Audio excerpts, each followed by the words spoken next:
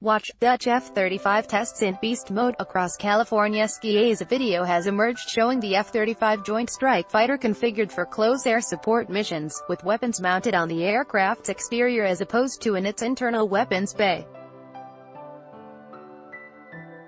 Lockheed Martin has touted the F-35's ability to carry weapons under its wings as converting the fifth-generation jet into beast mode, according to newly captured footage by world-renowned photographer Frank Krubas. An F-35 was recently seen sporting four 500-pound GBUs and a pair of AIM-9X air-to-air missiles on its external pylons, the aviationist reported Thursday. The footage was snapped on July 27.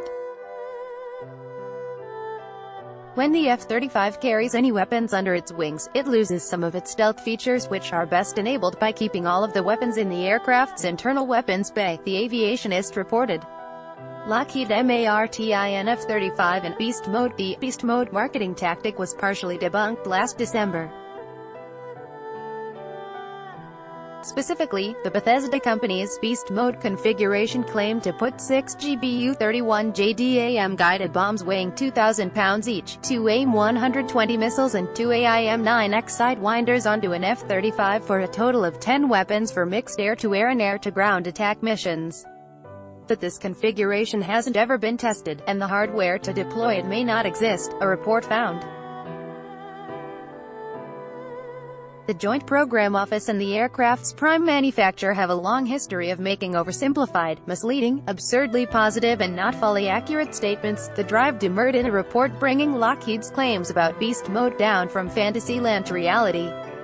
When the Drive poked holes in Lockheed's initial vaporware pitch, it pointed out that F-35 is facing increasingly stiff competition from the F-15 in the sense that the F-15 does have a proven capability of carrying a relatively large number of weapons, which is becoming an especially attractive capability in the Pentagon's eyes. Indeed, Israel and the U.S. are reported to be exploring an advanced F-15X in light of the F-35's lethargic pace in getting off assembly lines without quality issues. Notably, the Dutch F-35s, training with U.S. crews in California, were not carrying the 2,000-pound GBU-31 bombs. Nor were they carrying 14 beyond visual range missiles and 2 AIM-9X sidewinders, for a total of 16 missiles, as Lockheed Martin initially marketed would be standard when the F-35 took on beast mode armaments for air-to-air only missions.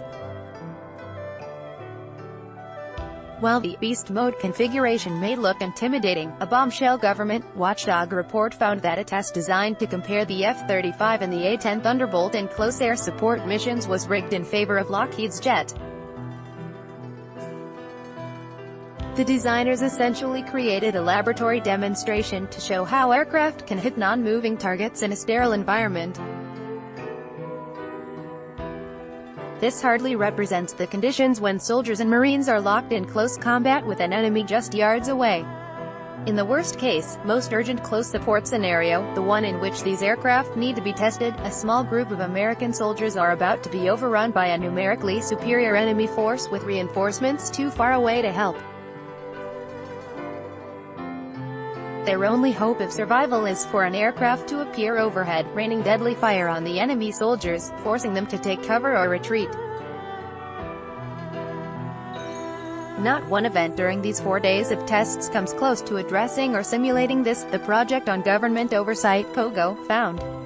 The test was a sham, it reported in July. Rather than telling us whether or not the F-35 can actually provide the kind of close support our ground forces need to survive and prevail, this grossly inadequate test has been designed to mislead.